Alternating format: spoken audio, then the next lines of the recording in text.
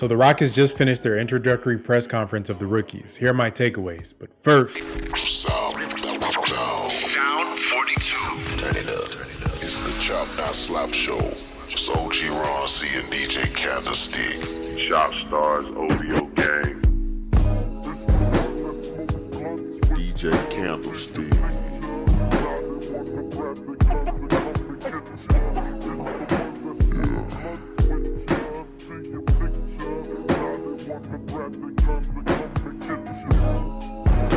One time for the homie DJ Screw.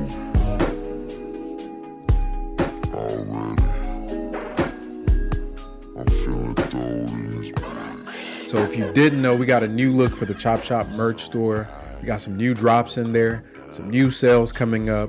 I want you guys to go to the merch store. You don't have to buy anything. I just want you to go there and look at some of these fire designs that we got in there. Shout out to our CSGs. If you hear the term CSG on the channel, that stands for Chop Shop Gang. That's the community. That's those passionate Rockets fans that sit through 2-3 years of a rebuild, that sit through bad games, that sit through bad coaching. Shout out to y'all. We are at the cusp of glory. We're almost there, guys. We're almost there. Got to keep pushing through. Shout out to the CSGs. Go to the merch store. Check out the designs on there. If you like something, cop it, man. Cop it. Let them boys know what the CSG stands for, man. Tell them that you've been a die-harder. You went through the Christian Wood years. You went through the John Wall years. So keep repping, keep supporting the Chop Shop, and we're going to keep dropping heat.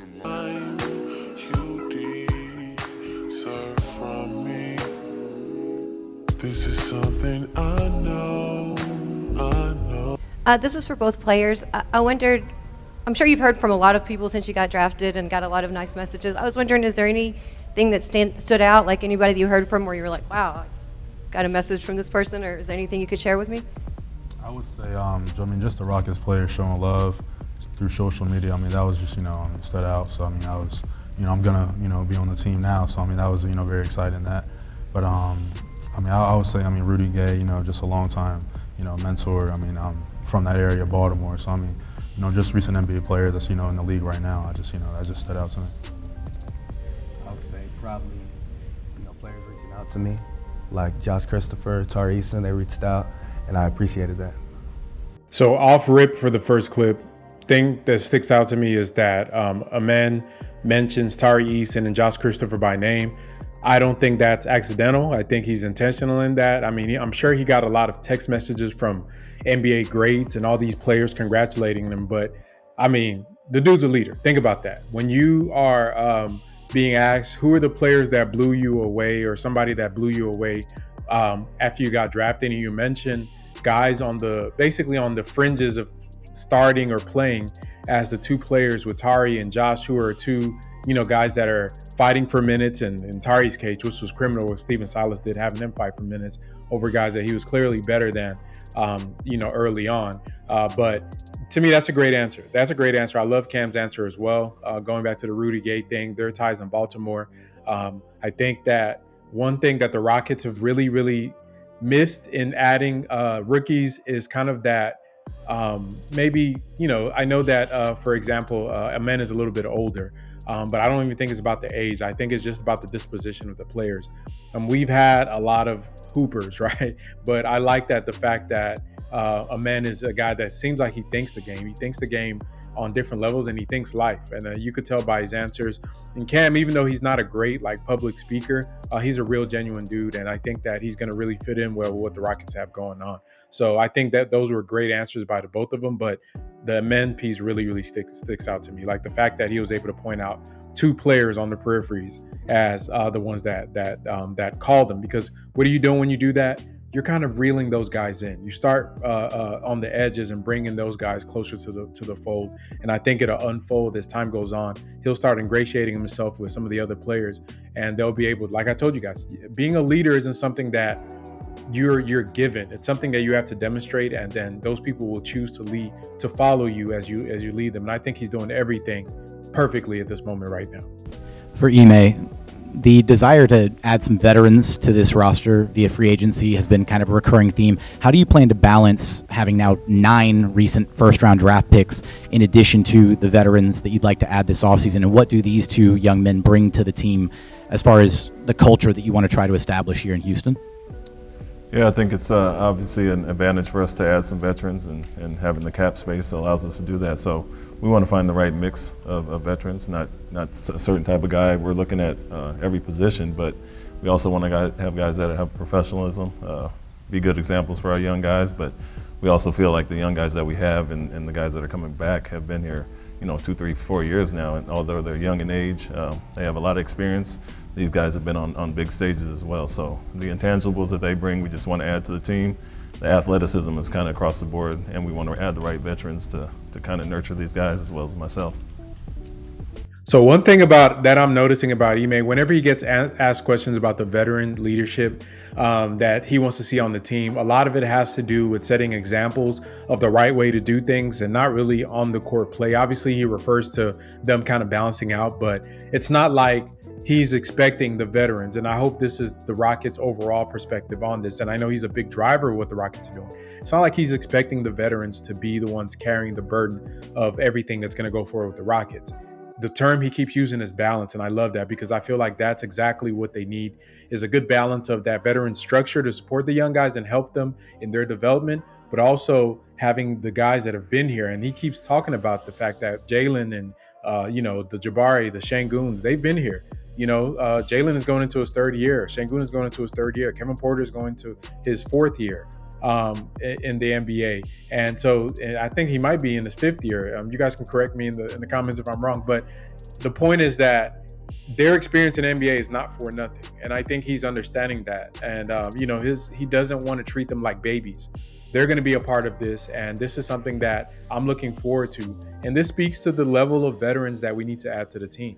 I'm going to talk about the veterans stuff in another video, but I don't think that the Rockets, obviously with the landscape of the veterans right now, the free agency, there's not too many guys that are just going to come in and, take over the team and be that guy. Maybe they can get that through trade, but most of the guys they're getting are supplemental players, and I think that's actually perfect, especially drafting a Thompson, right? You don't want a bunch of guys that are going to come in and take the ball out of the hands of the kids that you've been cultivating all this time. So I think that the balance that Ime is speaking of is exactly what the team needs. You need veterans that can show them how to be professionals. I mean, you look through NBA history, a lot of the vets that have been the vets for some of the greatest players in the league were not stars. They were not stars. You think about Kobe and Nick Van Exel and that veteran relationship. You look at Devin Booker's relationship with Tyson Chandler. It just goes across the league. There's just random guys, whether they were bench players, some guys that didn't play, but they impacted these guys that ended up becoming superstars in the NBA just because of their support and mentorship for them. And I think that when the fan base is thinking about the type of players we should add, yes, we're trying to win. Yes, we're trying to reach new heights in phase 2, quote unquote.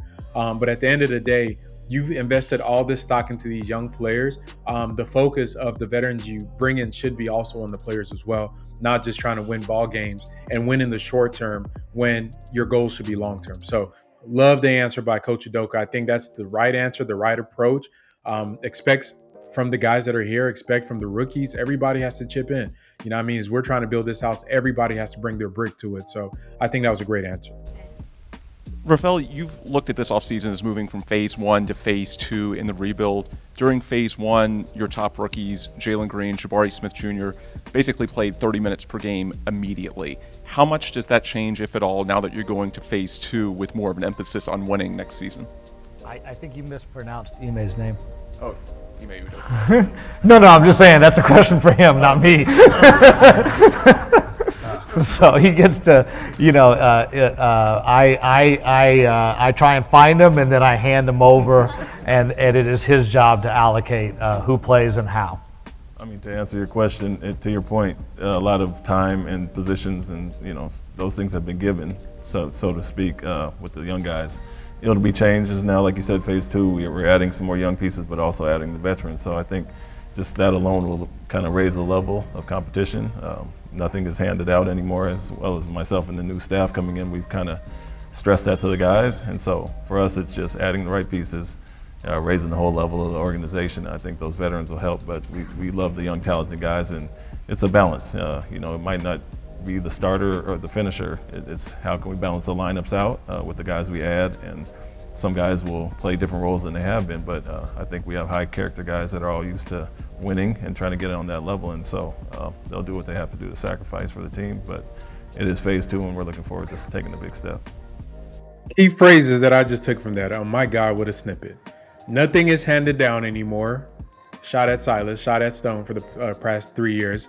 And guys' positions and their duties are going to change, right? Things are going to change. What you used to do before may not be what you do now. I mean, there were stretches in both seasons where a lot of the rookies that we had should not have been playing as many minutes as they were playing. If they were on a better team, like if Jabari, for example, how he struggled out the gates last year. On a better team, a veteran-led team with more structure, Jabari is sitting on the bench and he's coming in and learning at a slow pace where he can adapt to the NBA at the level that he needs to, rather than being out front in front of the world and basically going through your bumps and bruises for the whole world to see and make fun of, which, it could damage a player. And shout out to him for having mental resolve to be able to get over that and still make a turnaround despite lack of support from the coaching structure and the organization at that time with no veterans on the roster. That just shows how mentally tough he is, but that's not normal. That shouldn't be the case for these young guys trying to get acclimated to the NBA. Just like with any job, think of any job that you would have. If you were a guy that worked at a Walmart, or you were a plumber, or you're a nurse, or you're a doctor, or you work as a teacher, or whatever you do, you work at an auto repair shop. You always have to have somebody to kind of get you acclimated to your job, somebody to train you, give you that mentorship, somebody that's been there that can give you the answers when things go wrong. You rarely see a job where you just let somebody show up fresh out of school and you just give them the keys, right? Okay, it's your company. I mean, you're going to crash yourself into the sewers doing that. And the Rockets chose that approach. And luckily for them, they have some really, really tough, mentally tough young guys that were able to swim despite damn near almost drowning. But I love the answer. I love the fact that the earning their minutes is such a big concept that these guys, I'm shocked. How is Jalen going to react when he gets benched? How is Kevin Porter? How is Sengun? How is, Jabari? How are any of these guys when we have better players that are going to be in front of them? Depending on who they sign in free agency, that may make a big difference as to, what minutes guys play, whether at the point guard, 2 guard, 3, any of the positions on the court. I like that it's going to be open competition, and that's exactly how it should be. Winning a championship is not a popularity contest. Building a contender is not. If you're better than a guy, then beat him out of his spot. You know what I mean? If Lopez is signed here and Sengun can't beat him, and Lopez being on the floor makes the team better, then hey, get better, brother. You know what I mean? That's how it should be. If it's the same for Jabari, we get a Chris Middleton or somebody like that, and Jabari can't beat him out of his spot, hey, get better, brother. If we get a guard that's, that, and the men and the guard that we get are the two best two guards, backcourt combination. Hey, Jalen, get better. If a men's not ready, hey, get better. If Whitmore is not ready, get better. If KJ is not ready, get better. That's the theme. You know what I mean? You can't win a popularity contest with different players and trying to say who is your, the guy that you like. So that's how you're going to dictate who should play. That stuff is over. And I'm glad that Coach Udoka is thinking like that. And that's the right way, because that's how you build winning. And if the kids are ready, let them rock. You know what I mean? Let them rock. I think you do have to balance that out with not just getting vets for the sake of getting vets. With the long-term goal in mind of getting these guys prepared. But as of right now, in 2023, going into the 23-24 NBA season, you know what I mean? Everybody doesn't need to play 35 minutes for them to reach their ultimate conclusion of what they're going to be as a player. Like I said, Kobe didn't start his first 2 years in the NBA. Sitting behind the Eddie Joneses of the world, somebody he probably was better than. But you just got to take your lumps. And it's okay. To me, there's nothing wrong with young guys learning to play behind somebody better than them. The difference is with the Silas era, it was a bunch of kind of stupid lineups with players that were better than players not playing. Right? You would have a young guy, not even a vet, that was better than the older player, and the older player is starting over them. So it was a lot of mixed up stuff. So this kind of reshuffling of how their brains work is going to be fascinating to see during training camp. Man, this is going to be such an exciting season. But let's keep going. Hey, Coach, when you was in Boston, you had more so of a older veteran team, a team that was already like on the cusp of reaching the next level. Now you come here and, it's still somewhat in the early stages of the rebuild, but what can you say about your abilities to teach these young guys, not just the rookies, but the sophomore and junior class as well?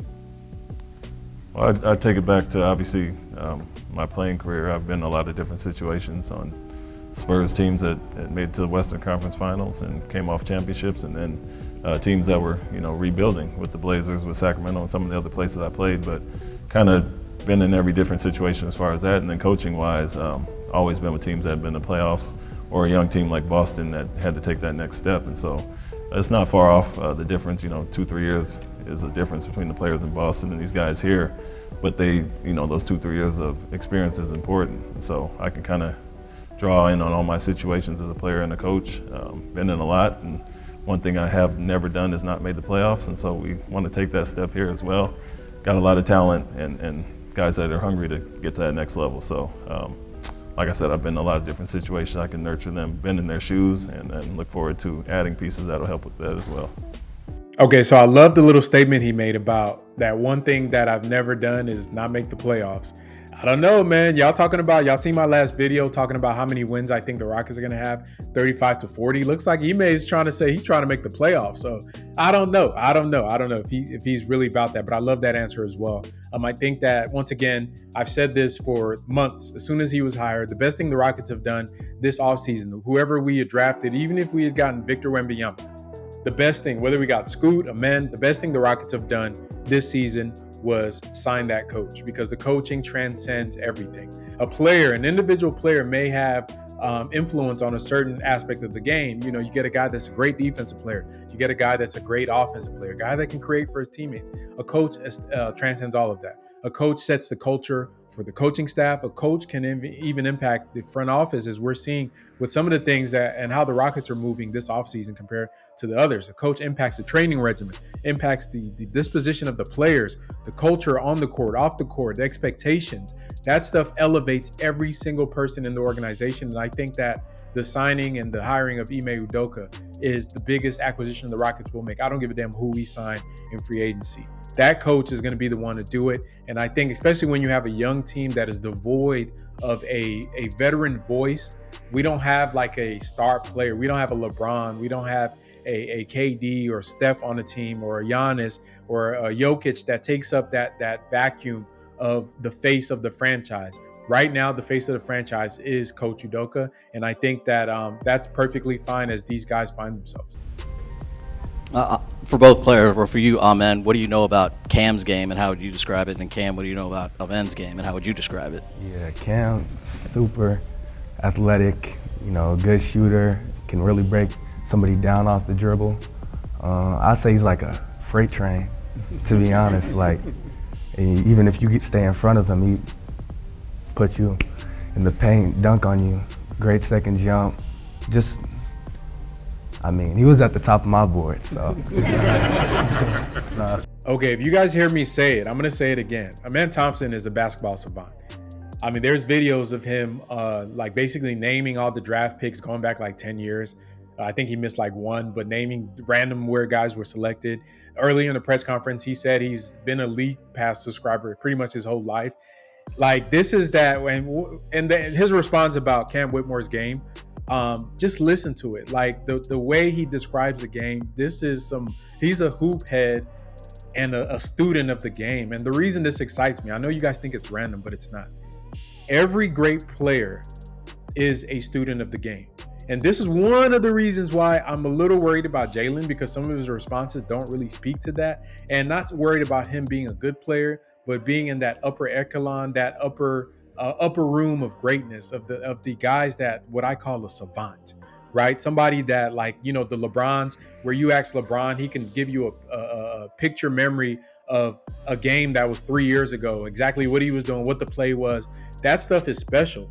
You talk about the Kobe Bryants of the world, that you ask him about a player from Serbia that nobody knows about, and he knows everything about that player. He watches all the EuroLeague games and the Turkish League games and the Australian, these guys that can't get enough basketball, or Kevin Durant, that he's watching the most randomest players. You ask him about a player in college that from a D2 school, and they'll tell you everything about their game. I get those same vibes from Amen Thompson, and that is exciting, because when you have one of those dudes at point guard, man, it's different. I'm telling y'all, just watch. When the season starts, you'll be able to see. It'll be night and day difference as to having a player that is actually being trained to play point guard and having somebody that is born. The dude showed up in a suit. He showed up in a suit. That reminds me of those quarterbacks in the NFL, man, where all the other players are coming in their sweatsuits, going to the bus. The quarterback is dressed like a damn coach, and he gave me the vibes of a QB. So, shout out to Houston having two young studs that are going to be manning their offenses going forward. The city is up right now, man. We up. But let's keep going. Let's keep going. Back here, for each of the players, how have you processed all of this the last 3 days? I know you watch filmed at dinner. This is something you guys have always dreamed of, but now you're sitting in a NBA practice floor. That was part of it. How have you processed this whole experience the last 3 days now that you've been drafted?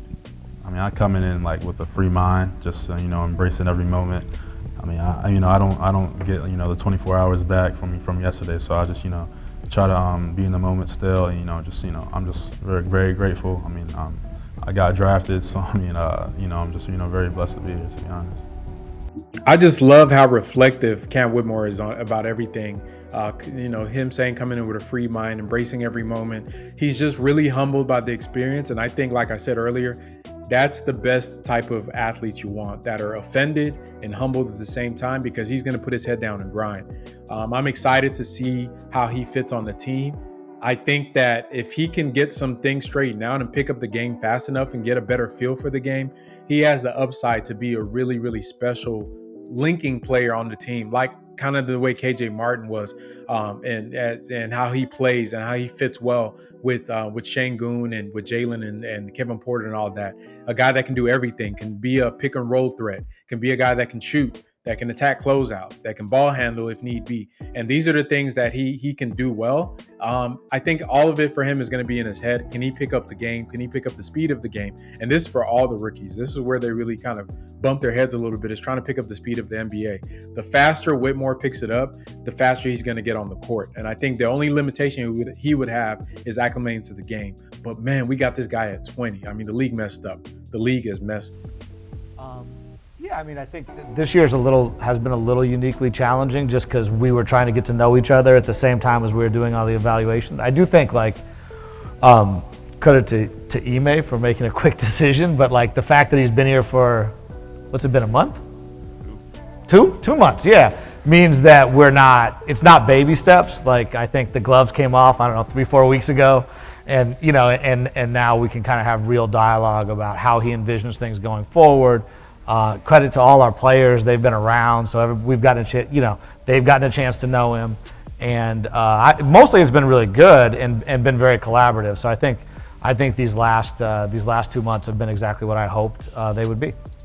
Okay, and shout out to Stone. I know I give him a lot of grief for some of the things he let happen, but it seems like he's doing what all smart leaders do, which is let people that are smarter than you do your job and make you look good, right? If you hire a coach, let the coach, right? If you hire somebody that's going to be your scout, let the scout scout. Your job as that upper level leadership is to find individuals that are able to be smarter than you in certain subjects, right? You finding the right people is your skill, and putting them around you. That's what, if you read all the great books about the great leaders and millionaires and billionaires, it's about putting the right team around you. And I feel like the relationship between him and Udoka is totally different than him and Silas. Whenever Udoka is on the stage, Stone does not talk, right? He doesn't talk much because he lets the coach and lets him answer the questions he needs to, which is in opposition to what he was doing when Steven Silas was here, which was a lot of over talking, a lot of let me answer that for him, a lot of stepping in and trying to correct things that Silas was saying,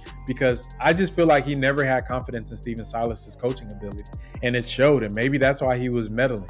Can you imagine Rafael Stone trying to meddle with Ime Udoka's practices? That would never happen. That would never happen, because they seem like they have that mutual respect there. And honestly, I think Udoka is just, when you compare their positions, as far as Stone being a new GM, Udoka being a new coach, and you look at their impact on the NBA already, I mean, Stone really has nothing to show for his except drafting players. And the players are yet to actually reach their peak to say that whether he was successful or not. Using his own criteria, you really won't be able to tell what he's done as a GM until maybe 3-4 years from now, when these players are at their peaks and we're in the contending or not contending. But for Ime, he's been to the pinnacle, as a coach. He didn't quite get over the hump. He's been in different situations. He's been in different backgrounds and been around some of the best in the world at what he does. So I think he has more cachet coming into this relationship than pretty much a lot of other coaches would have. And I think Stone has to respect that, because I think Tillman and Patrick respect that.